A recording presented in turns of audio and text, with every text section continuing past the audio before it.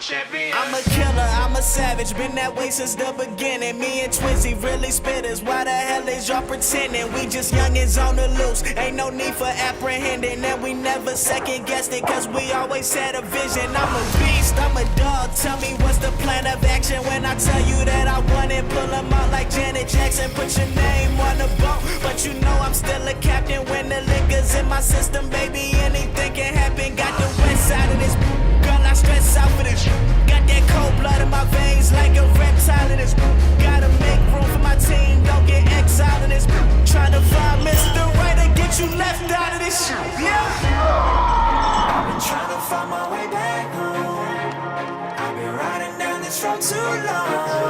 Yeah, mama, I'm coming. I'ma keep running and running. I'm a champion. I'm a champion. I'm a champion. I'm a champion. I'ma keep running and running. I'm a champion.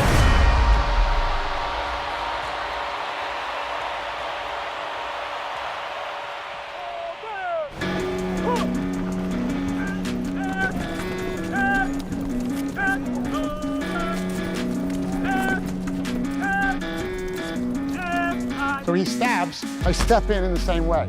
Now my hand slides down, and where are we at? I've been teaching fighting techniques to government agencies for more than 15 years, including the US Marines, US Marshals, US SWAT teams, and US Navy SEALs. He's gonna stab me. I go here, and then I go here, and then I could go here or here. Nearly all the techniques I teach are banned in the sport of mixed martial arts. I can control the direction of the muzzle, you guys see that? These are some of the most effective and damaging moves you could use in a real-life situation, be it in self-defense, If I'm here, on the street, then I knee. or in war. Straight into the trachea. Now you're gonna knee, step back, and then rip. And the gun comes out. Good. This is life or death for these guys, and I'm honored to share this knowledge. Let's see your muscles, James. Let's see your muscles. Oh, yes. Go on, do it again and again. That's right. That's it. Power. James, he was a very lively child, quite hard to control. His teacher said to us, I'm finding it difficult to cope with him because he is so not aggressive, he is so... Lively, really. Lively, yes, I think that's probably the better word. So I took him to one of the training sessions of Kyokushinkai, which is a very hard style of karate. It's a bit more controlled and structured. It calmed him down. From then on, he took the karate to heart. Bruce Lee was his hero as a child, and he had big posters in his bedroom. Like a lot of boys, I dreamed about becoming a kung fu master who could fight off bad guys in any situation. But when I was a teenager, I got attacked on the street and beaten up, coming face to face with the reality that all those choreographed karate routines I'd spent years practicing were completely useless. Then I found out that the same thing happened to Bruce Lee when he was my age, launching him on a quest, the search for truth in combat. Lee went on to study a wide range of martial arts, taking only the best parts of each discipline. His philosophy was simple: research your own experience, absorb what is useful, reject what is useless, add what is specifically your own. Armed with this philosophy, I vowed to follow in Lee's footsteps. 15 years and 5 black belts later, I was given the opportunity to put my training to the test. Good combination by Wilkes. Johnson trying to fight back, though. Nice knees by Wilkes. Johnson is in trouble. Attacking. One hook in, and he's got the choke. He's got one arm across. Gets up and around now. He's got a tap. Wilkes is the ultimate fighter. Seconds to go. Outstanding performance by James Wilkes. James Wilkes from Leicester, England, is the ultimate fighter. Then, I got injured. I was sparring with a future heavyweight champion and tore ligaments in both of my knees. Unable to teach or train for at least 6 months, I spent more than 1,000 hours studying peer-reviewed science on recovery and nutrition, looking for any advantage I could find to get back on track as quickly as possible. That's when I stumbled across a study about the Roman gladiators. The gladiator graveyard from Ephesus is the only one with a significant number of individuals buried there. Archaeologists recovered the remains of at least 68 gladiators. There have been more than 5,000 bones analyzed for the study. We found in the cross-section of the bone very high bone mineral density, which indicated intense training and high-quality diet to build up strong muscles and strong bones. This diet gave the gladiators the nickname hordeari, which means beans and barley muncher. We know different food sources give different amounts of strontium in the bones. High strontium levels in vegetarians, low strontium levels in carnivores. If there is low strontium in the sample, the flame will stay blue. If there is high strontium levels, it will change from blue to red. The gladiators were predominantly vegetarian. This totally blew my mind. The gladiators were highly prized fighters who got the most advanced training and medical care in the Roman Empire. To think that the original professional fighters ate mainly plants went against everything I'd been taught about nutrition. And now, ladies and gentlemen, the one and only Superman. James, does Superman eat meat? Yes. He does? Yeah. Oh. Could you tell us what sort of foods you eat at tea time when you come home? Nearly the same as dinner, but egg and lamb chop. Do you think all the other children should eat those sort of foods? Yes. In order to get strong?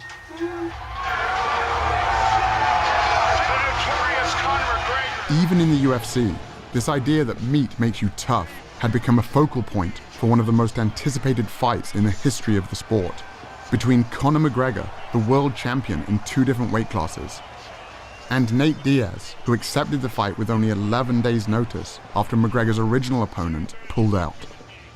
McGregor was a big meat eater. It's steaks every day for me. Steaks for breakfast, steaks for lunch, steaks for brunch, grass-fed, massaged, beef, all day long. Diaz was on a plant-based diet. Eat your vegetables. And McGregor had a field day with it. This man, let's eat, can he fight? I'm a lion in there. Your little gazelle friends are going to be staring through the cage, looking at your carcass getting eaten alive. McGregor was feeding off a stereotype that was pretty much universal. You eat like a vegetarian. I was curious to find out if there were any other elite athletes following a plant-based diet. The first I found was Scott Jurek, one of the greatest ultra runners of all time. Scott built his career running extreme distances over brutal terrain, conquering the sport's most prestigious races, including the Badwater Ultramarathon, 135 miles through California's Death Valley, with temperatures reaching 130 degrees. I was training for the Western States 100-mile race, which is like the Super Bowl of ultramarathon racing. And that's when I was transitioning to a plant-based diet. I remember doubting myself, even up to a week before the race, like maybe I should have eaten meat. But I led that race from start to finish and won it for 7 years in a row. And there was no question that the plant-based diet was fueling my victories. When I met Scott, he was gearing up for the greatest challenge of his career. Invite me over. When I'm moving, I'm definitely going to be eating. Having already mastered single-day endurance events, Scott was now trying to become the fastest person ever to run the entire Appalachian Trail, a distance of 2,200 miles. My goal is to break the record. 46 days, 11 hours. Let's go to Maine. 2 marathons a day over technical terrain. Average of 11,000 feet of climbing and 11,000 feet of descent every day, back to back to back to back. It's completely beyond anything I've done before. As Scott hit the trail, I was confused about how his meat-free diet could possibly give him enough energy. So I reached out to Dr. James Loomis, a team physician who was part of 2 championships, a World Series and a Super Bowl. What I found in the locker room was some pretty outdated ideas about nutrition. You would go to a pre-game dinner with the football team and you would see this spread. There would be steak and chicken, very much protein-oriented, because their perception was that the protein is what sustains their energy. But in fact, that's not the case. The actual energy for exercise comes mainly from carbohydrates in the form of glycogen that we store in our muscles. And when we sacrifice those carbohydrate calories for protein calories in our diet, what ends up happening is you will develop really chronic carbohydrate or glycogen depletion. And what does that lead to? Well, it leads to chronic fatigue and loss of stamina. I wanted to know how this whole meat gives you energy thing got started, and traced it back to the 1800s when a famous German chemist hypothesized that muscular energy came from animal protein, and that vegetarians were incapable of prolonged exercise. Liebig's beliefs were so widely accepted that they even inspired the USDA's first protein recommendations. By the time science proved his theory false with the discovery that hardworking muscles run primarily on the carbohydrates found in plants, it was too late. People all around the world had already bought into Liebig's ideas about meat and energy. But not everyone was convinced. As early as 1908, plant-based athletes were starting to claim their first Olympic golds. Are you still sticking to your vegetarian diet, Mary? Very rigidly, yes. And do you find that's of benefit to you, do you? Greatly, or I wouldn't do it. Winning the gold medal. Lewis gets it, and it's a new world record as well. I changed my diet to a vegan diet, and I set all of my personal bests at 30 years old. The oldest man ever to win a world or Olympic men's. And there were current Olympians too. Morgan Mitchell is the two-time Australian 400-meter champion. Here comes Morgan Mitchell. Champion, this is very, very fast. It's tough, the 400, I won't lie. The first 200 is pure speed, and then the last 200, it shows who's got that speed endurance training in their legs. And obviously the last 50, you've just got to pray because lactic is hitting hard. You need to be able to hold that endurance. She also represented Australia at the 2016 Summer Olympics. A lot of people had doubted me when I first became vegan, but my energy levels increased incredibly. And my iron, my B12, everything that people said would become deficient were amazing. I thought, I'm going to make sure I'm beating them all on the track. I mean, we're all friends, but it was pretty cool to finish my Australian domestic season undefeated. And to win the Nationals was obviously that little cherry on top. Morgan Mitchell, she's tearing away from the field. There was also Dotsie Bausch, an 8-time USA national cycling champion and 2-time Pan American gold medalist. My event in track cycling requires a massive amount of explosive power. Let's go, ladies. Go, go, go. First of all, we have to get off the line, and we're starting from a dead start with one gear. We have to be able to move that mass, that weight, off the line and get it up to speed within 3/4 of the length of the track. My training regimen involved 6 days a week, climbing mountains up and down for at least 4 and 5 hours a day, hard track sessions, and then big gym sessions. I grew up in Kentucky, so that's the land of casseroles and barbecue and meat. So when I transitioned over to an entirely plant-based diet, I wasn't sure if I was gonna survive. And I actually became like a machine. I got up from being able to move about 300 pounds on the inverted leg sled to moving 585 pounds, 60 reps, times 5 sets. To move that kind of weight, you need more than just energy. You also need strength. In other words, protein. I just couldn't believe that Dotsie, or anyone for that matter, could get enough protein eating only plants. I think one of the biggest misconceptions in sports nutrition is that we have to have animal protein, and in particular meat, to get big and strong and perform at a high level. That's just clearly not true. All that protein that you get when you eat a steak or a hamburger, where did it come from? It came from the plants that the cow ate. I was surprised to learn that all protein originates in plants. Cows, pigs, and chickens, it turns out, are just the middlemen. In fact, the largest study to compare the nutrient intake of meat eaters with plant eaters showed that the average plant eater not only gets enough protein, but 70% more than they need. Even meat eaters like me get roughly half of their protein from plants. But athletes need more protein than most people do. So I crunched the numbers from the study and realized that based on the amount of calories I was eating, I'd still be getting more than enough protein to build and maintain muscle. For example, 1 cup of cooked lentils or a peanut butter sandwich has about as much protein as 3 ounces of beef or 3 large eggs. But what about the quality of the protein? I'd always heard that plant-based protein was inferior.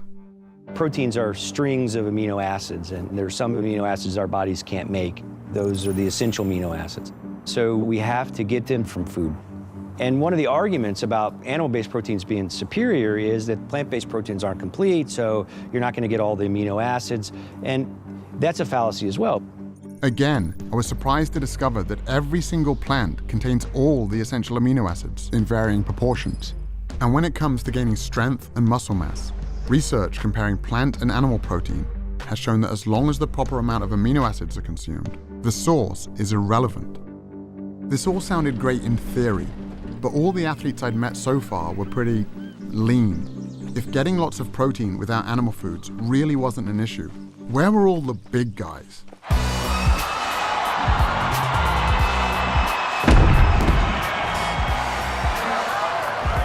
Kendrick Farris was the only male weightlifter to represent the United States at the 2012 and 2016 Olympic Games. Olympic-style weightlifting is going from the ground to overhead in 1 or 2 explosive movements, the most explosive movements that can be done.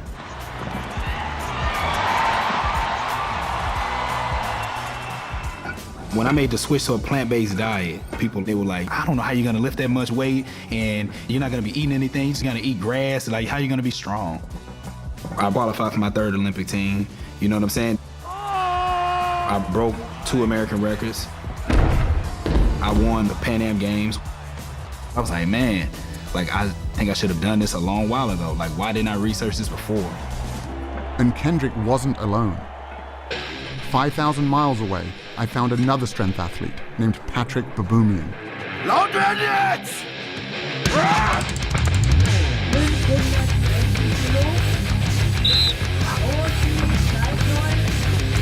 Patrick is one of the strongest men on the planet, with multiple world records, including the front hold, the keg lift, and the log lift.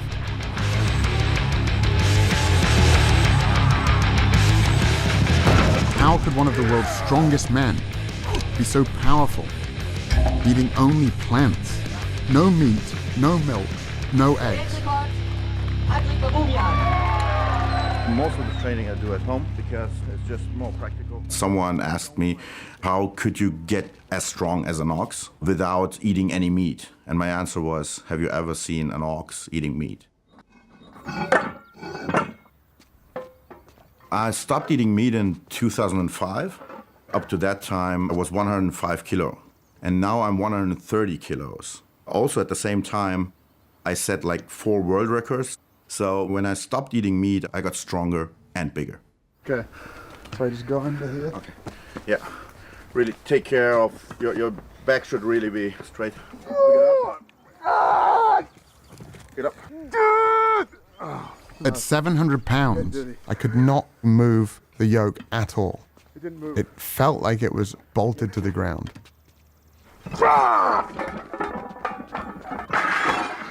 And that was just his warm-up weight. It's hard to fathom how strong Patrick really is. It's almost superhuman.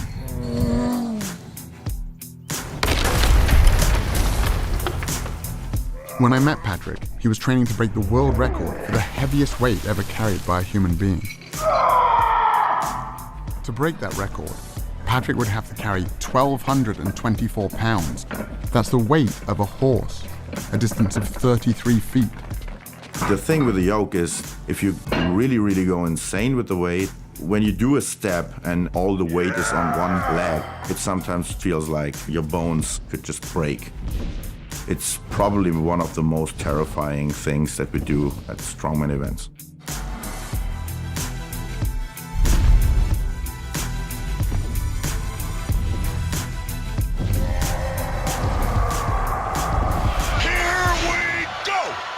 When Nate Diaz stepped into the cage to face Conor McGregor, the Vegas oddsmakers had Diaz as the 4-1 underdog.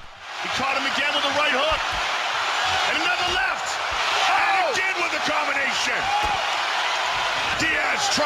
goes for the submission. He's got it. That's it. He's got the choke. He's done it. Nate Diaz beats Conor McGregor. Oh my goodness. Nate Diaz, you just shook up the world. How's that feel? Hey, I'm not surprised, motherfuckers. It's a bitter pill to swallow. It was simply a battle of energy in there, and he got the better of that. So 9 days out from the fight, I started eating 2 steaks a day, and it just came back to bite me on the ass, you know? This was the greatest upset in UFC history, and it turned out Nate wasn't the only plant-based fighter out there. I stopped eating meat probably like around the end of 2012. I grew up not even knowing about half of these other vegetables. Asparagus to me just came out like 5 years ago. You know what I'm saying? It's just like, as a kid, it was like, asparagus, we ain't never see that. I was like, what's that? Bryant Jennings is a heavyweight title contender, best known for going the distance with Vladimir Klitschko, one of the greatest boxing champions of all time. My early years growing up in Philly, the only thing we knew was spinach in a can, collard greens, and Popeyes, KFC, everybody frying chicken. Most people say, oh, where do you get your protein? As if everybody that's in KFC is looking at the back of a bucket, like, yeah, how much protein is, y'all don't know. So y'all really don't know what y'all eating. I'd never really thought about it like that before. What else was in the food I was eating? An experiment to help answer that question was being conducted by Dr. Robert Vogel, co-chair of the NFL's subcommittee on cardiovascular health. What you eat immediately before an athletic endeavor really can have major impact on how you perform. There's a direct correlation between a meal and endothelial function. The endothelium is the lining of blood vessels. It regulates blood flow throughout the body. It knows that a particular muscle group or organ needs more blood flow, and it dilates, it opens up. When the endothelium is impaired, it cannot open up. It cannot allow blood flow to increase as much, and therefore impairs athletic performance. The test subjects were 3 football players from the Miami Dolphins, defensive back Michael Thomas, and wide receivers Griff Whalen and Kenny Stills. For the touchdown, Kenny Stills. Today, we're going to be feeding them 3 burrito breakfasts with a lot of protein. 2 of them have sources of animal-based protein and fat. One is from beef, one is from chicken. Third is a plant-based burrito, which has beans in it. So the protein and the fat came from a plant-based source. Tomorrow, we're going to feed them all bean burritos. We're looking at the impact of eating a different meal on the same people. All right, here's the beef. Thank you. Chicken here, and I have a plant-based one here as well. Thank you. Griff has been plant-based for 4 years, so he got bean burritos on both days. On away games, we always eat fried chicken, we eat Popeyes. I love fried chicken, I love Popeyes, and I'm gonna eat Popeyes every time. 2 hours after each meal, the players had their blood drawn and put into a centrifuge. The red blood cells sink to the bottom. An amber-colored fluid called plasma rises to the top. If the plasma is see-through, it means there's not much fat in the blood, and the endothelium is likely functioning well. Michael, today's blood and yesterday's blood. This is a plant burrito. This is a meat burrito. Look at the difference it makes in what circulates in your bloodstream. Cloudy. Cloudy. And that's on top is the fat circulating in your blood from the meat burrito. Gotcha. Griff, you're the vegan. Here's your blood from today and your blood from yesterday. Nice and clear, both of them. So the fat from the avocado doesn't have that kind of effect? That's right. Kenny, you're the fried chicken guy. You want to see your chicken? There it is. Yeah, it's pretty gross to see. Sources of animal-based protein and fat have a tremendous impact on endothelial function. That lasts for 6 or 7 hours after you eat. So if you have bacon and eggs for breakfast, or a hamburger for lunch, and a steak for dinner, this is going on all day long. Your blood is always cloudy, and the ability to operate at your best is always impaired. Damn. I guess I won't be eating my fried chicken no more. Dr. Vogel's experiment was backed up by numerous studies measuring how a single animal-based meal can impair blood flow. I also found a large body of research showing that plants have the opposite effect, improving endothelial function and increasing blood flow. Controlled studies show that simply drinking beet juice before training allows subjects to cycle 22% longer and bench press 19% more total weight. I've seen races where it has come down to the 1,000th of a second. Sometimes you have to do things that you know your competitors aren't doing, getting every single advantage you can. Knowing I could get enough energy and protein was one thing, but seeing what a single animal-based meal could do to an athlete's blood sealed the deal. It was time to give this plant-based thing a try, but there was only one meat-free meal I could think of. Hi, what can I get for you today? Could I get 2 bean burritos, please? Bean or beef? Bean. All right, I'll see you at the window, okay? Thank you. You're welcome. When I went plant-based, I thought that it would be a longer transition, but I just immediately started feeling like I could go kick ass and not need the recovery in between. It was mind-blowing to my teammates. They were tired of me saying, like, let's go again and again. Recovery is the most essential element of an elite athlete's existence. It's damage repair, and you do that over and over again. Because if you can do more work and more repair, you're gonna be the better athlete. Dotsy was right. Bouncing back quickly between workouts is a huge advantage for any athlete. But the idea that food could be the secret weapon, I had to find out more. Dr. Scott Stoll is a former Olympian and a team physician for the USA Olympic team. I work with professional athletes that are very interested in protein. Protein's important, but which package is your protein coming in is the better question to answer. The plant-based protein versus the animal protein, which package is going to help the body overcome inflammation and help the body to recover? In animal products, you're getting protein packaged with inflammatory molecules like Nu-5GC, endotoxins, and heme iron. When we consume animal products, it also changes the microbiome, the bacteria that live in our gut. And the bacterial species that have been shown to promote inflammation overgrow and begin to produce inflammatory mediators like TMAO. The study that showed that a single hamburger impairs blood flow also showed that it can increase measures of inflammation by 70%. In the arteries, inflammation reduces blood flow. In muscles and joints, it can increase soreness and delay recovery. In plant-based protein, you're getting protein that's packaged with antioxidants, phytochemicals, minerals, and vitamins that are going to reduce inflammation, optimize the microbiome, optimize blood supply, and optimize your body's performance. The antioxidants Dr. Stoll was talking about are found almost entirely in plants, which have, on average, 64 times the antioxidant content of animal foods. Even iceberg lettuce has more antioxidants than salmon or eggs. As a result, switching to a plant-based diet can help reduce measures of inflammation by 29% in just 3 weeks. I was about ready to retire, as I should have been, because I'm like 35 at that time. But I just kept getting better, and so they had to take me to the Olympics.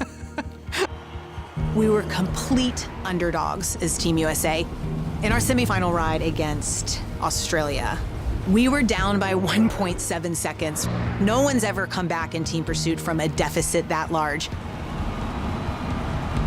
And we beat them on the line by 8/100ths of a second.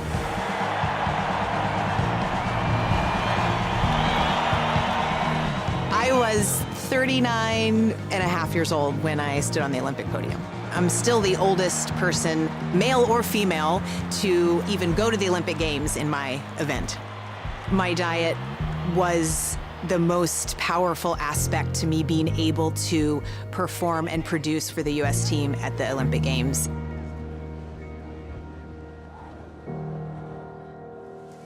All of these athletes and their stories were impressive, but my goal from the beginning was to recover from actual injuries, like the damage I'd done to my knees. And he's down at the line of scrimmage in the arms of Derek Morgan. Derek Morgan had been on a similar journey. In the NFL, the injury rate is 100%. It's a violent game. Hit hard and goes down there. And so how you respond to injury and how quickly you heal from injury is important, because if you're not on the field, you're not helping the team. I was reading the research and seeing that a plant-based diet could be beneficial specifically for recovery. And so I started incorporating it, and I started seeing really good results with it. I was recovering better. I wasn't getting as sore. I was a lot less swollen. Basically, to confirm what I was feeling, I got my blood tested. 6 months after being on the diet, all of my markers were down, my blood pressure, my cholesterol. But the main thing I was looking at was the inflammation marker in your blood, and mine was almost obsolete. It wasn't there anymore. A whole food plant-based diet is going to optimize the growth of blood vessels into damaged tissue. It's going to lay down new tissue in tendons and muscles. It's going to stimulate their immune system to fight off infections. So almost at every level, eating the right foods is going to accelerate the healing process.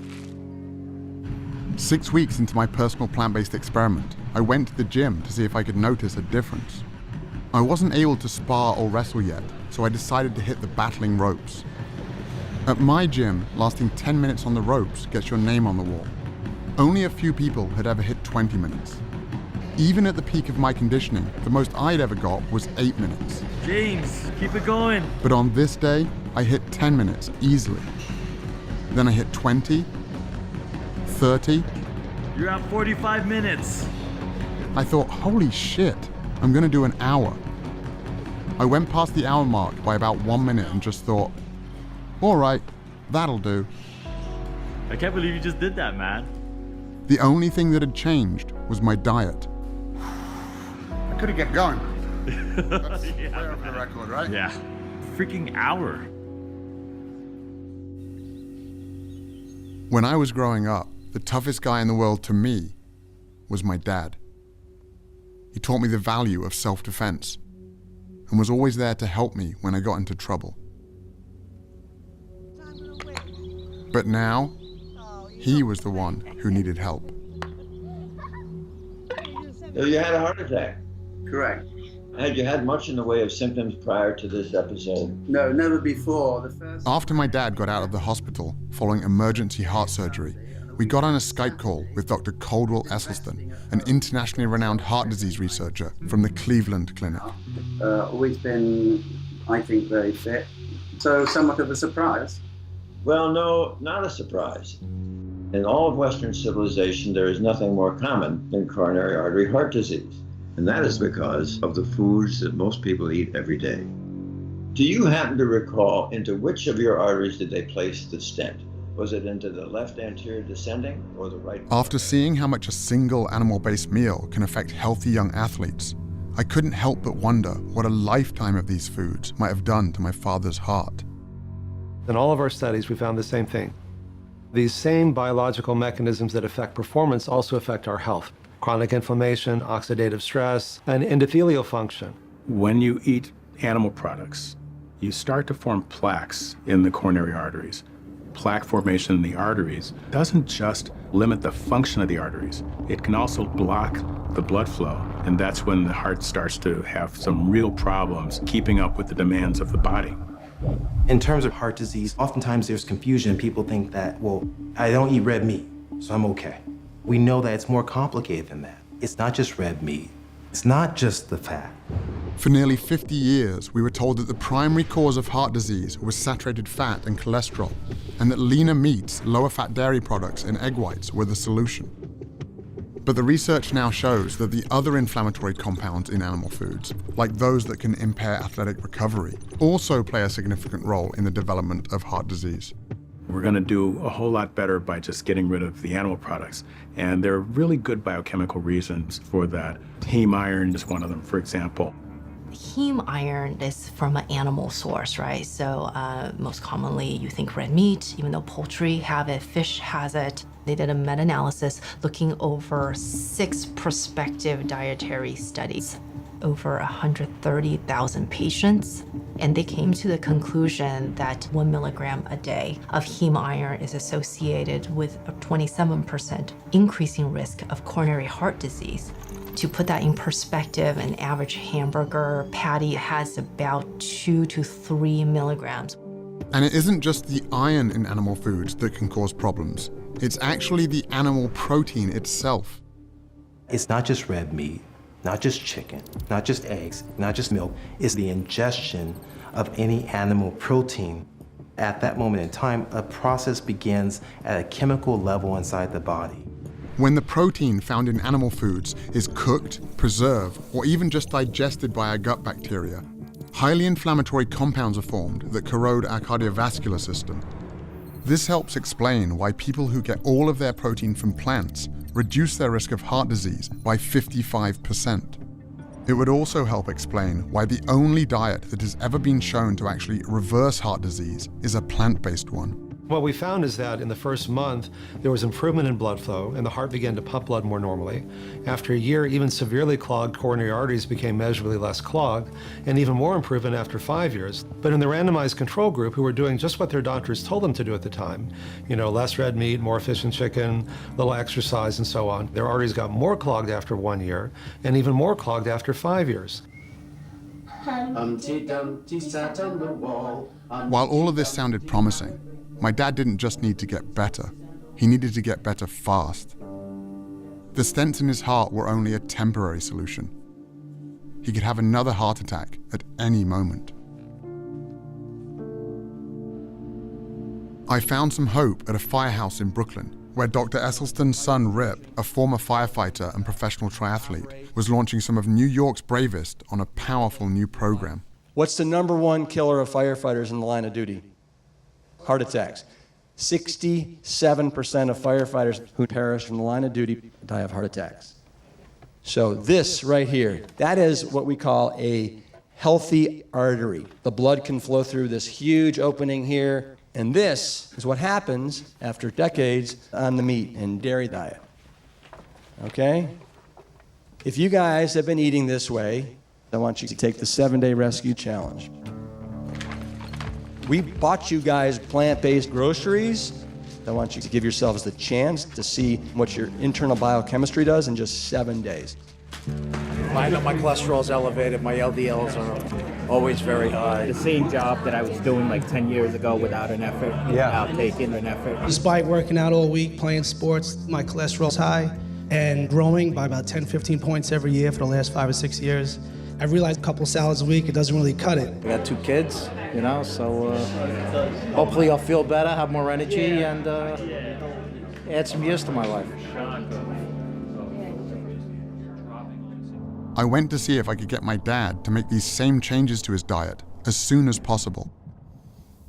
So what are you suggesting? Well, let's do the shopping. Tomatoes, cucumber, we have hummus dips. But my dad can be a little stubborn, Soya yogurt, and that's about it, I think. so I wasn't feeling that hopeful. We'll just drink tea. I come from a town called Melton Mowbray, known in England as the rural capital of food. It's the home of Stilton cheese and the world-famous Melton Mowbray pork pie. The pace of change here is very slow. And my dad, like most of us, is a product of where he grew up. I just couldn't imagine someone as set in his ways as my father making such a big switch. On the top there, worth another 20 quid. Here's 50 quid a lot. Until I got home and went back to the gym. You push me. Ball here. I've spent years working out with Lucius Smith. He was a cornerback in the NFL, has a black belt in jiu-jitsu, and was my strength and conditioning coach. That's it. More arms. I told Lou about the research I'd been doing and what happened to my dad. And he'd never mentioned this before, and he said, I've been on a plant-based diet for almost 10 years.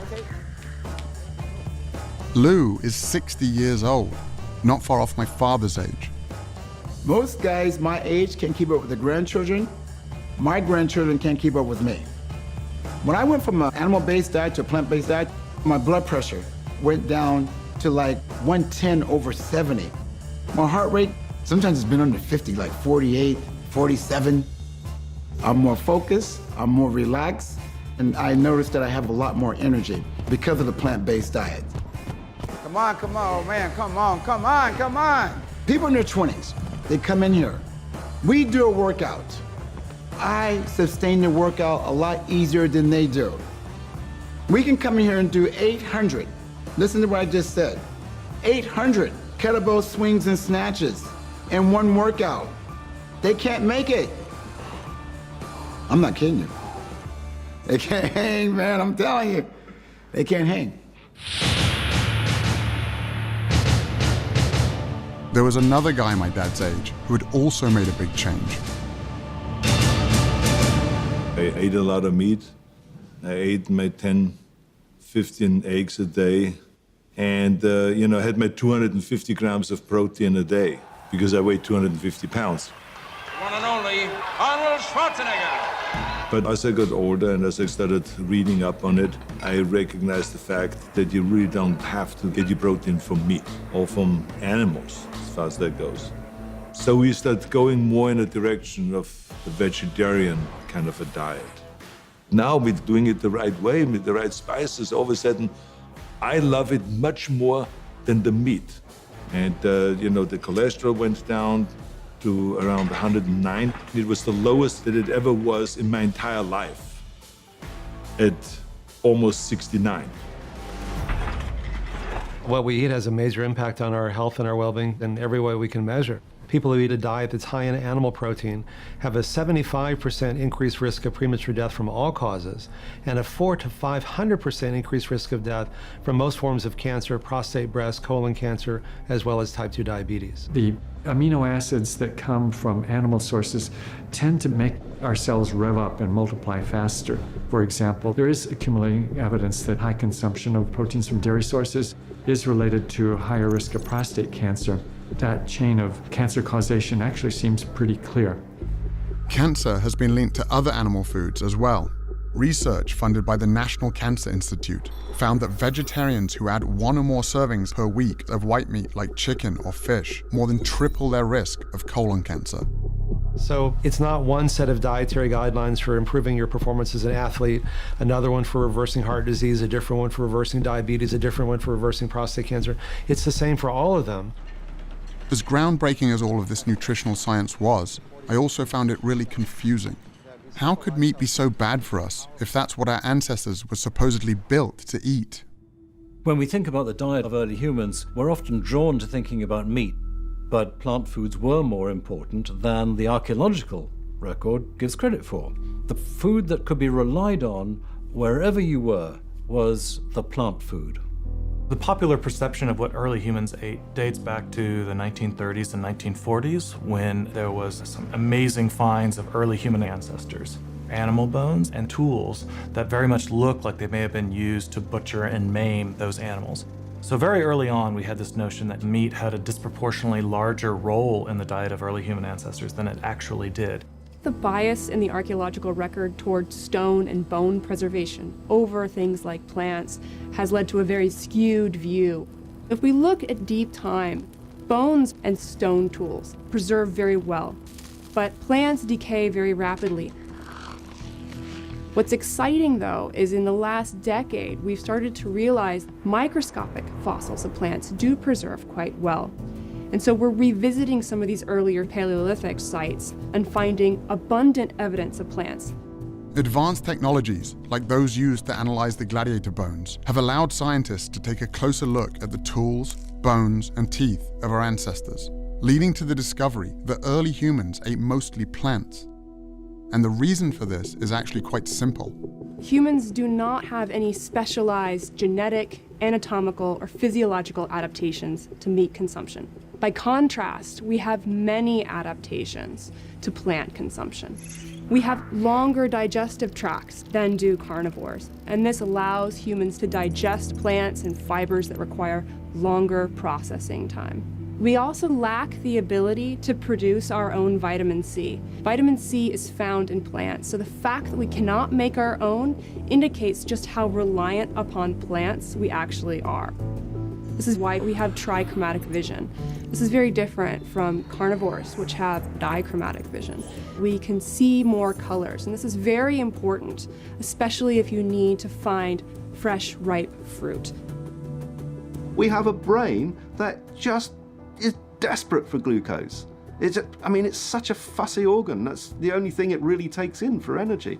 Well, meat's not a very good source of glucose. To have a big brain like this, you need to eat something different. And the most efficient way to get glucose is to eat carbohydrates. But what about our teeth? Aren't they proof that we're built to eat meat? In primates, you might think canine teeth are associated with a diet of meat, but they're not. In gorillas, when males want to intimidate other males, they will show the length of their formidable canines. On the other hand, carnivores have distinctive teeth, and they're shaped like scissor blades. They simply shred the meat off and they swallow. Compare that to the teeth of a human being, square and low cusped for crushing and grinding tough plant tissues. Right there in your own mouth is the best evidence we have for a diet that could not have been meat. If you just got placed in some ancestral environment, the best thing you could be equipped with is not a very sharp spear. The most important thing you could be equipped with is knowledge of which plants you can eat. Suddenly it all made sense. The reason an animal-based diet isn't good for us is because our bodies aren't built for it. It's simply the wrong type of fuel. The only thing that didn't really fit was B12, an important vitamin that everyone kept warning me you could only get from animal foods. It turns out that B12 isn't made by animals after all. It's made by bacteria that these animals consume in the soil and water. Just like with protein, animals are only the middlemen. Before industrial farming, farm animals and humans could get B12 by eating traces of dirt on plant foods or by drinking water from rivers or streams. But now, because pesticides, antibiotics, and chlorine kill the bacteria that produce this vitamin, even farm animals have to be given B12 supplements. And up to 39% of people tested, including meat eaters, are low in B12. As a result, the best way for humans to get enough B12, whether they eat animal foods or not, is simply to take a supplement. When I caught up with Scott a full month into his 2,200-mile trek, he had fallen well behind record pace. Not even a week into the journey, I developed a quadricep tear. I had to start thinking, okay, how am I going to get through this? There are no rest days when you're setting a speed record on the Appalachian Trail. I needed to recover while I was still pushing my body to the brink, waking up the next day and the next day after that and doing the same thing. I really had to trust in my training and trust in my nutrition to help me get up each morning at 4:30 and put another 50 miles in. With only 12 days left to break the record, Scott still had 550 miles left to go. They were experiencing record rainfall in Vermont when I went through, and there's just no way that I could be prepared for it. I was trying to make up all the ground that I'd lost with the injury, trying to get back on record pace, getting 2 to 3 hours of sleep or less, night after night after night, going over some of the most remote stretches. I put in 26 hours straight. But the Appalachian Trail keeps throwing more and more mountains at you. It never really lets up. And by the time I actually got to New Hampshire, the White Mountains just obliterated me.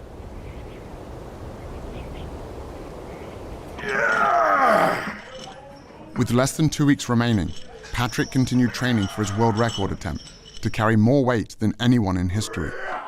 I started lifting weights when I was 14 years old because I was kind of wimpy and small in that time. and I wanted to be some kind of hero, able to help if something happened. This is my mom and dad. When I was 4 years old, my dad, my mom, and my little sister, she was 6 months old, they were in a car accident. And only my mom survived the accident. So when I was young, I had these fantasies of being super strong, and if someone got trapped, being able to help them get out.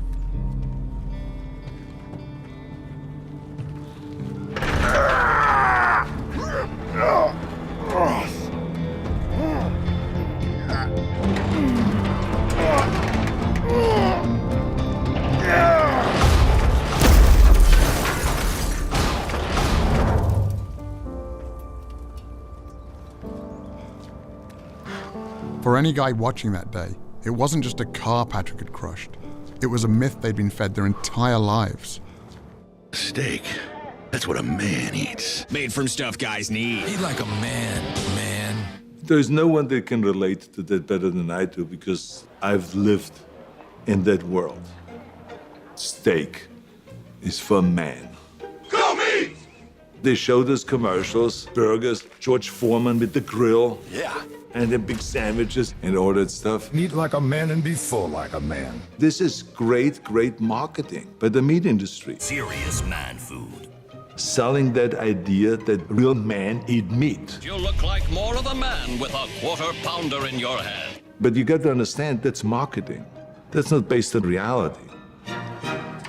Okay, I'm going to take you down to the exam room. When I think of a manly man, I think of somebody who has strength, endurance, sexual prowess, and fertility. And in fact, what the scientific studies are showing is that the more meat men eat, the more quickly they lose their manly manhood. The blood test with the Miami Dolphins measured how a single meal could affect blood flow throughout the entire body.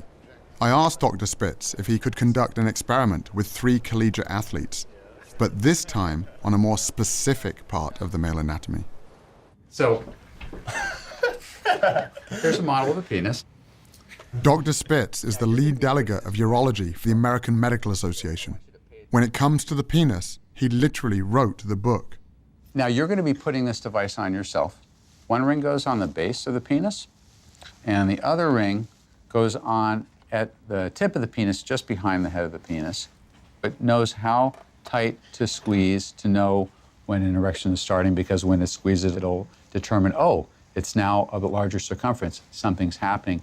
What we're going to look at is what effect the meal you have has on your erections that night. And you're going to be eating 2 different kinds of meals.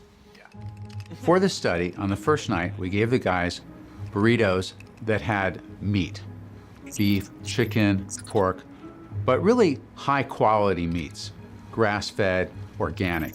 On the second night, we gave them very similar burritos, but we swapped out the animal portions for plant-based protein. That's really good.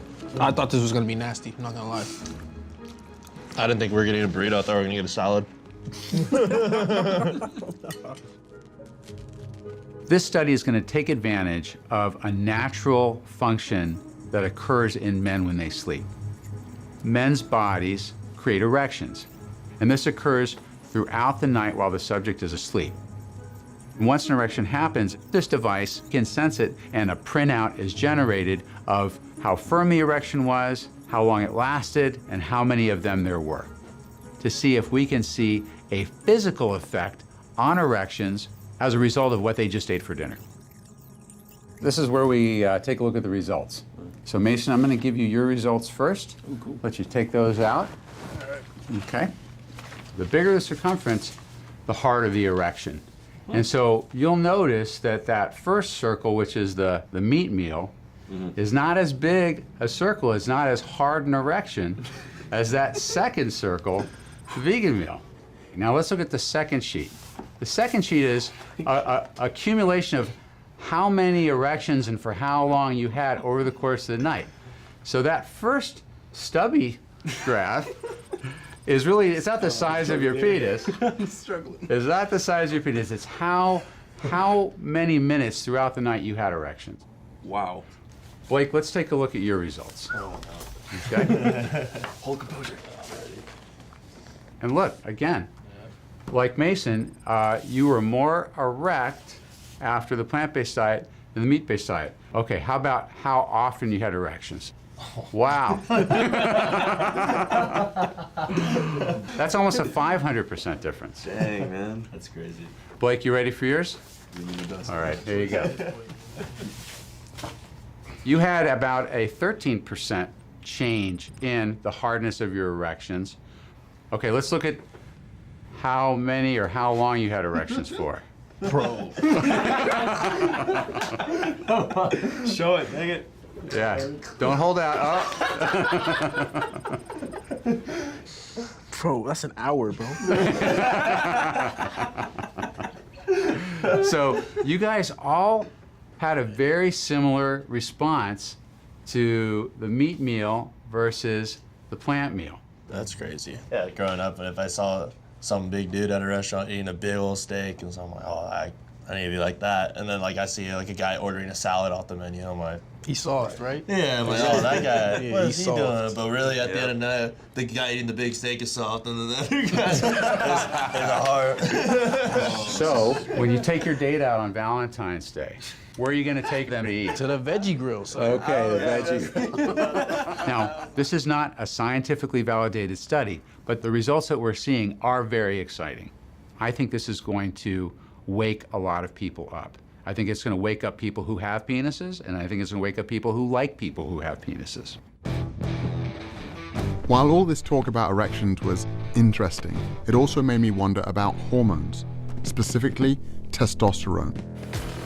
I've never eaten a piece of meat in my entire life, and I've never had an issue with testosterone. I've gotten blood tests, and all my levels are right where they need to be, and clearly I don't have any trouble building muscle. Studies comparing men who eat animal foods with men who don't have consistently demonstrated no difference in testosterone levels.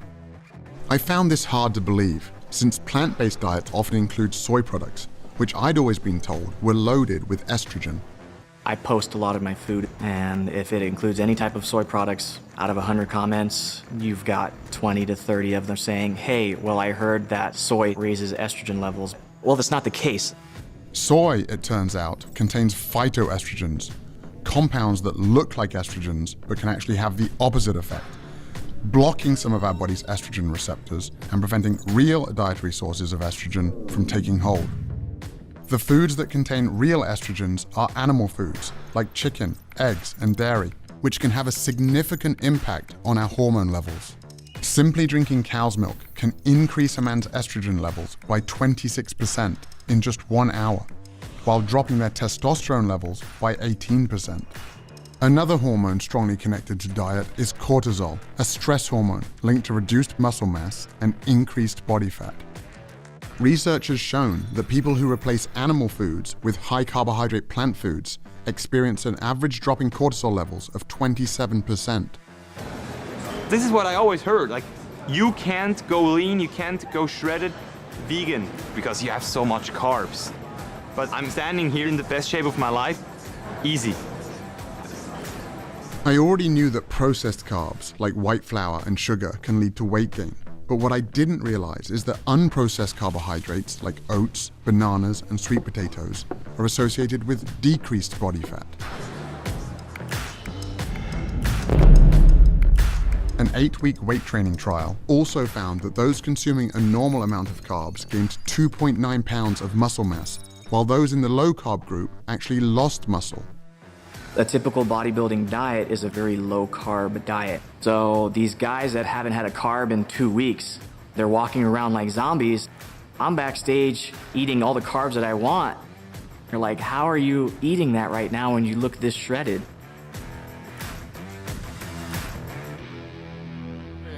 Back in Nashville, Derek introduced me to his wife Charity, a professional chef who had helped inspire a big transformation. Nice to meet you. When I started cooking plant-based, whatever I made for dinner, I made a bunch of it and would send it over to the facility for Derek to eat for lunch because I knew he had no options other than a side salad. You've seen Derek. Do you think a side salad is gonna fill him up? You know, I love to eat. In the beginning, I was like, I gotta psych myself out to say, I don't care about flavor anymore. It wasn't really a sacrifice. She was still cooking, you know, mac and cheese and chicken wings, just plant-based. It's taking that love that you have for food and just changing it over to better ingredients. And so I brought it into the cafeteria, and I had teammates coming up to me. Guys were taking jabs and cracking their jokes. At the end of the day, the reason why I was doing it was to become a better player, which inevitably is gonna help the team. Players started looking over like, okay, that smells good. They were like, whatever you send Derek, send me. And I was like, all right, good. It started with 5 guys, and now middle of season, 13 players. I never intended this to be a business at all. But the last 15 years, we haven't been to the playoffs. So I'm gonna do anything that I could do to help this team. There she go, how you doing? How you doing? Hopefully you're hungry. Oh, definitely. Sundays are good. After the game, me and the guys are always looking forward to mealtime. How you doing? You come with an empty stomach? Yeah. It's a good time in this kitchen. These are plant-based burgers. Grill up, smell, taste like beef. And I'm making truffle mac and cheese, buffalo wings, kale, Caesar salad, crispy Brussels sprouts with a smoked sauce reduction. And we'll finish off with the peanut butter cheesecake. Oh, yeah. Oh, wow. Yeah. Thank you, Dad. So you guys were eating Charity's meal plan that she saw. And before, what was your perception? Well, I actually talked bad about y'all for like a couple weeks. Did you think you needed meat to be like stronger? Right. That's exactly what I thought. I told him I feel like my whole childhood life was a lie. I definitely thought I was gonna miss it. And honestly, I haven't even thought about it again. But I felt more energized, feel stronger. It was pretty dope. And what about the taste? Tastes really good. And the meals were always looking good, and I found myself sitting in a locker staring at what they eating. So, you know, I tried it, and honestly, I mean, I felt the difference, and, you know, I was able to just perform consistently. Yeah, you caught your first touchdown after you switched over, right?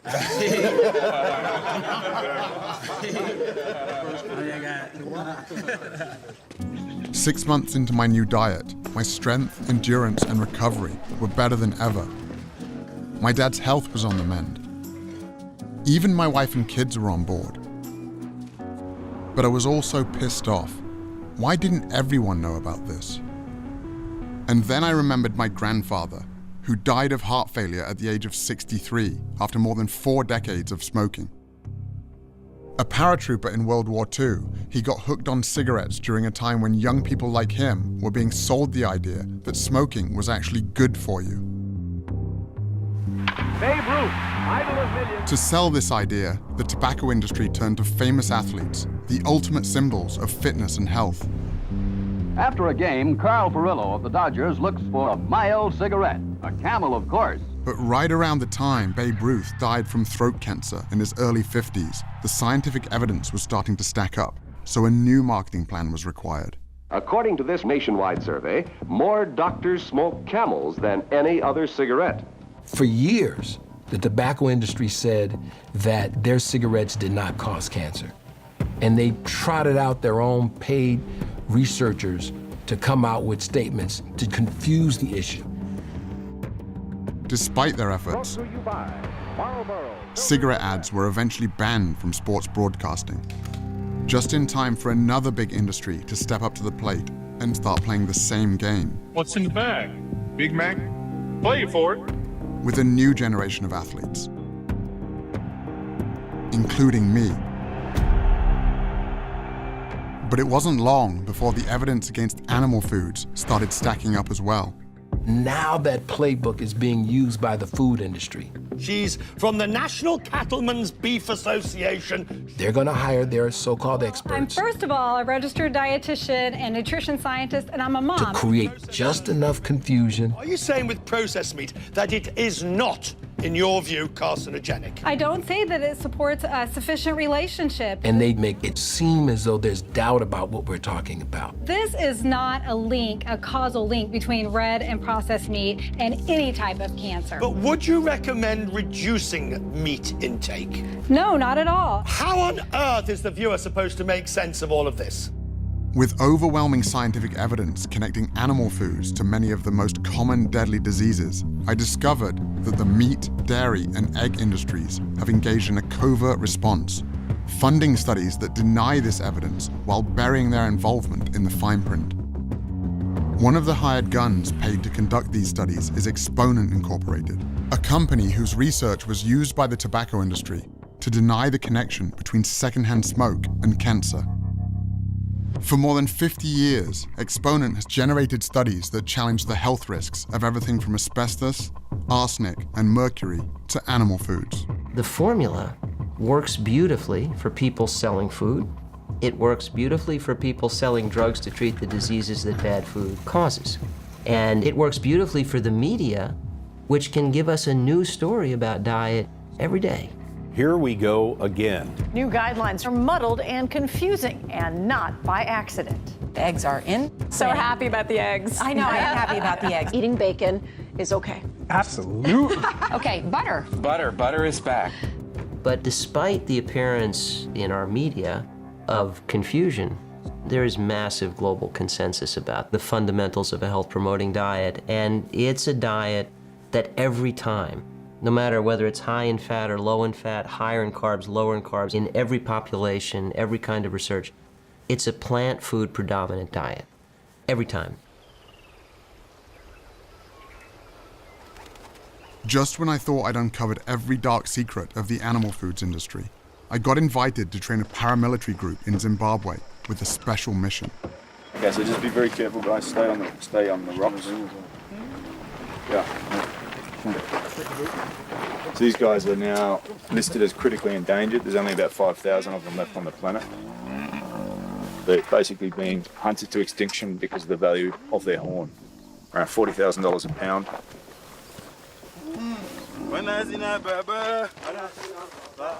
Damien Manda is a retired special operations sniper who completed 12 tours of duty in Iraq. He's also the founder of the International Anti-Poaching Foundation. Poacher maybe have an axe or a knife, so trying to disarm them. Yeah. So, he's going to thrust with the knife. Here. We are the SEAL Team 6 of conservation. We're the guys that go in and stop the hemorrhaging. Okay. Yeah, I'll stick to my AK-47. You stick to that. I lived every young boy's dream. Jumping out of choppers, blowing shit up, stuff that most kids can only dream of doing on a PlayStation. I came to Africa because I was looking for the next 6-month adventure. I saw a bull elephant that had had its face cut off. Tusks that had been taken, the whole elephant sitting there dead because some guy wants to have a tusk on his desk. What sort of ambush is this called? Linear ambush. I had money and I had skills that could help these rangers. Using the minimum amount of force required to get the job done. And I made the choice to dedicate my life to helping these guys protect these animals.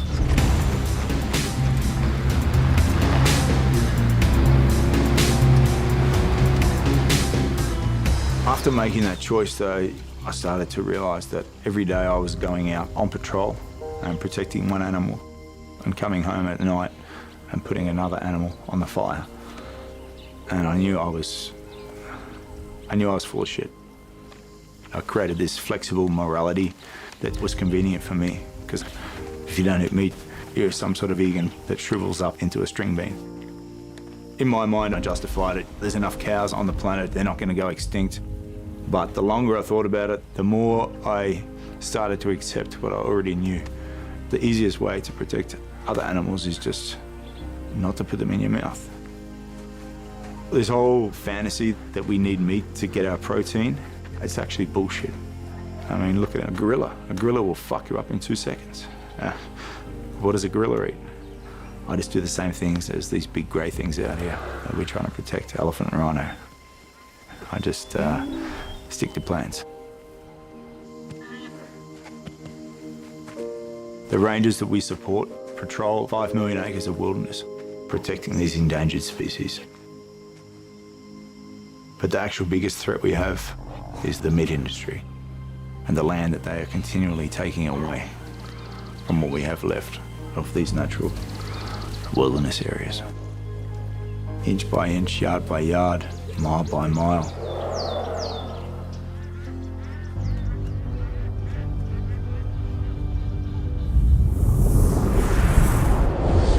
3/4 of all the agricultural land in the world is used for livestock production, and it imposes a huge cost on biodiversity. And what is the single biggest source of habitat destruction? It's the livestock sector. Meat, dairy, egg, and fish farming use 83% of the world's farmland, yet provide only 18% of the world's calories. The reason livestock require so much land is because, once again, animals are just the middlemen, consuming, on average, 6 times more protein than they produce. With more than 70 billion animals consumed globally each year, growing animal feed requires vast amounts of land, making it one of the leading drivers of deforestation. It also requires huge amounts of water. Meat plays a disproportionately large role in causing this overuse of fresh water. 25% of the rivers in the world no longer reach the ocean because we're taking out so much water to produce animal feed. Water has been fed into the grain that's been fed to the cattle. The cattle's being made into beef. One hamburger is 2,400 liters of embedded water. That's a heck of a lot of water. All told, more than 1/4 of humanity's fresh water consumption goes to produce animal foods. And it's not just water depletion that's an issue, it's also water pollution. In the United States, for example, farm animals produce nearly 50 times more waste per year than its entire human population, polluting rivers, lakes, and groundwater all across the country. The livestock sector is responsible for 15% of global man-made emissions. So to put that in perspective, that's about the same as all the emissions from all the forms of transport in the world, all the planes, trains, cars, vans, and ships, all added up. Agriculture is not only the biggest culprit threatening the future for humanity on Earth, it is also the biggest and most important silver bullet to a solution. In the US, where meat consumption is 3 times the global average, shifting away from an animal-based diet would reduce agricultural emissions by up to 73% and save 1 million liters of water per person per year. Globally, this shift would free up a total area of land the size of Africa, taking pressure off many of the world's most endangered ecosystems and species. The message is overwhelming, both for public health and environmental reasons. The more plants you can eat and the less meat and dairy you can consume, the better. After learning how much is at stake if we don't change the way we eat, I went back to Brooklyn to find some hope.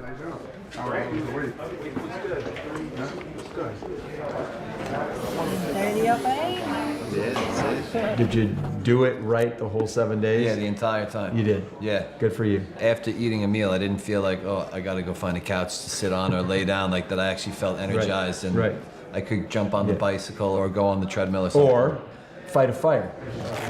So I was down 11.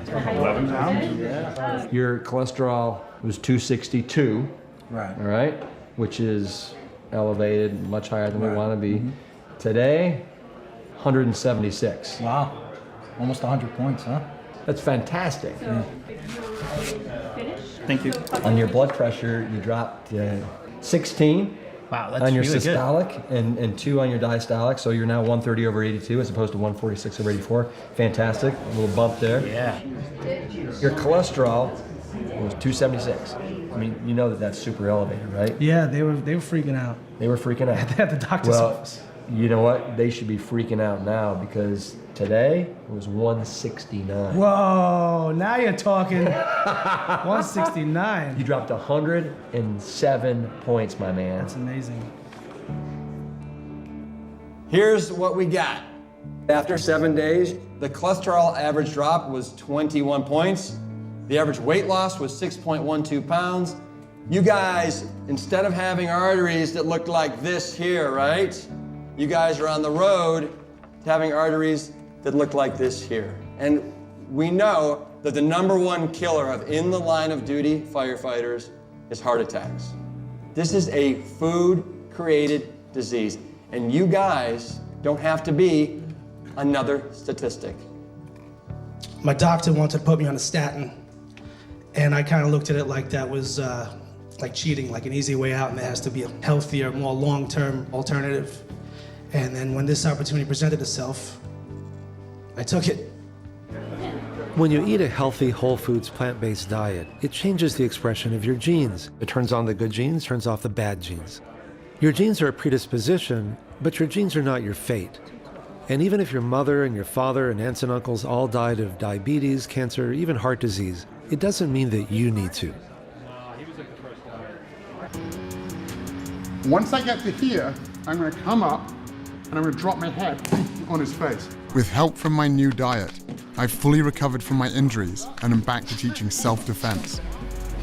Or I can chop here and start down here. But with a critical new component, internal defense. You can get improved blood flow that allows more oxygen, more nutrients to the muscles. And it's not just the athletes. Armed with the truth in nutrition, I now have the tools to help protect more lives than ever before. It's good. Is it? Yeah.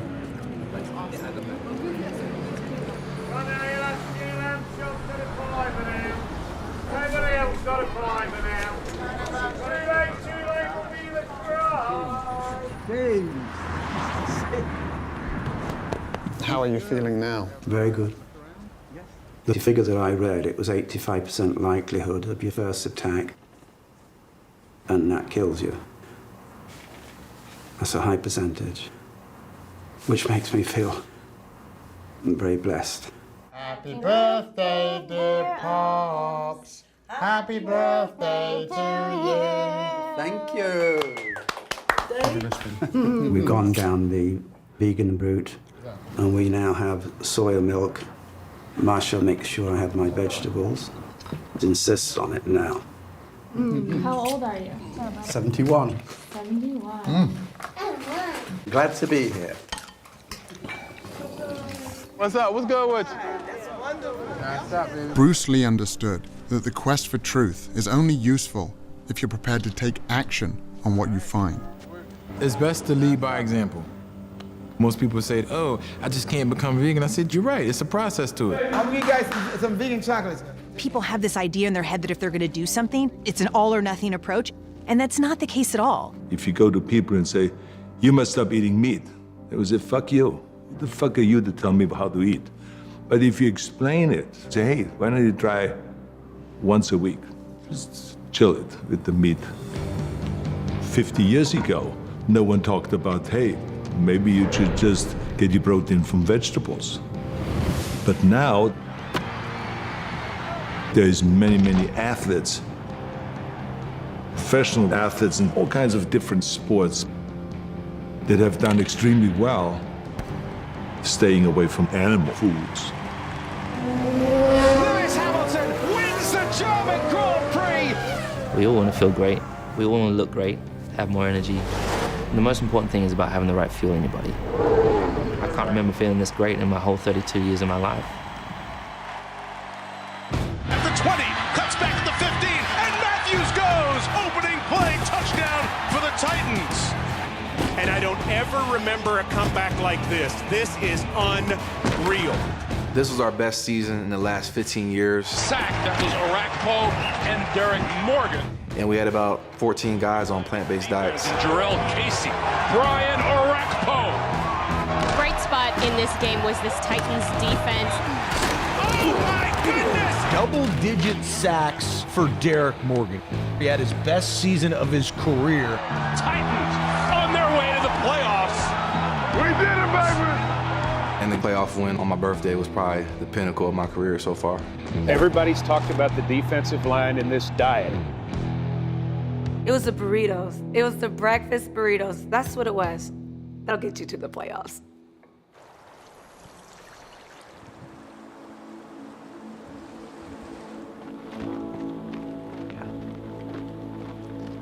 By the time Scott reached Mount Katahdin, word of his perseverance was bringing people out in droves.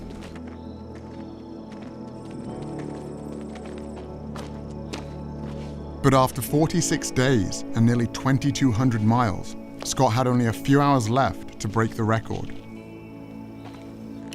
This will be the heaviest weight that anyone has ever carried on their shoulders. Patrick will be attempting 555 kilos, which is 1,224 pounds. This is an official Guinness World Record. The potential of the human body is immense. You can come out of some of the deepest, darkest holes if you keep pressing forward. I'm gonna do this. Woo!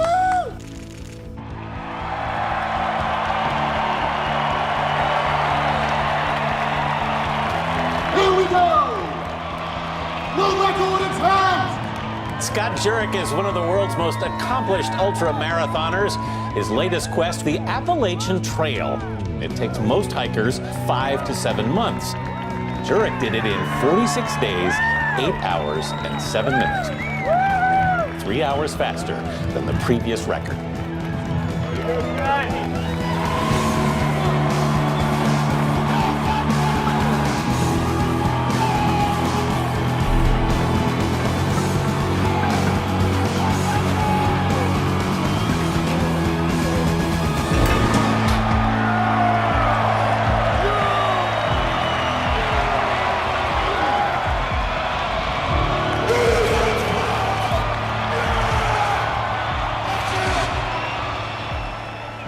It's not about being the strongest and the biggest.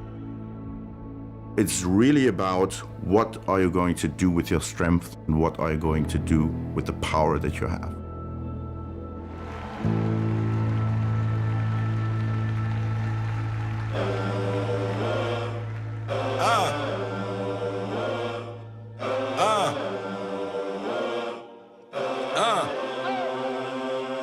I'm in it just to rewrite history, cause I'm in the mood to label us the leaders of the new school. This ain't for the radio, can't find this on YouTube. This the type of killing that these critics ain't used to. Victorious. Victorious. I basically start my day with a big smoothie. Some greens in it, like kale or spinach, some pea protein. Pancakes really at the top, because I like breakfast food anytime. Like, it's no wrong time to have that. I love my toast with peanut butter. Lunch, I would make a veggie burger. Avocado's a really big one for me. I'm addicted. A big salad with veggies, quinoa, rice. I call it the trough bowl. And then at dinner, anything from Japanese to Mexican. I love Indian food and also with Thai curry. Really, I like pizza. If I'm about to just chow down, like really get it, man, a lasagna. If you like chicken nuggets, okay, they have vegan nuggets. If you like meatballs, they got vegan meatballs. A lot of pizza, pasta, and burgers, sometimes even at the same time.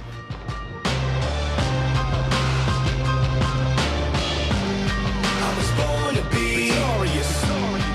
Most definitely victorious. I'm destined to be victorious.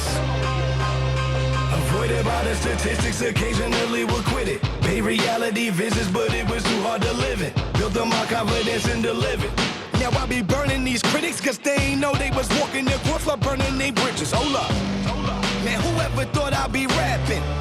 The family ain't never think that can happen. Matter of fact, only person that ever pushed me to get out was my mother, and the only reason was cause sucking tracks. Heard that Karma's the chick that you put a ring on. And by the looks at your life, guess she's a Klingon. It's on me. Dudes had they lead on the board, but games change over time, so I even the score. Youngest sped it up, learn how to step it up. Recipe chefed it up, set it up, city they wrapped enough, giving the rest to us. Going off, so of course, maybe was shown or thrown it off. Treating it like it's an when they playing me foul, but I still got my point across. And this is gospel for the black sheep. I bet it got a banging ring to it. Quiet with triumph on the rap league. So all of you mother can sing to it. I was born to be victorious. Most definitely victorious. I'm destined to be victorious. Through all the hate that displayed, we remain warriors. I was born to be victorious. Most definitely victorious. I'm destined to be victorious. Through all the hate that displayed, we remain warriors. Try to overlook a rival. All eyes on me cause I got no competition.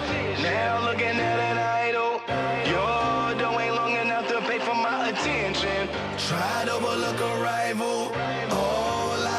cause I got no competition. Now looking at an idol, you're doing long enough to pay for my attention.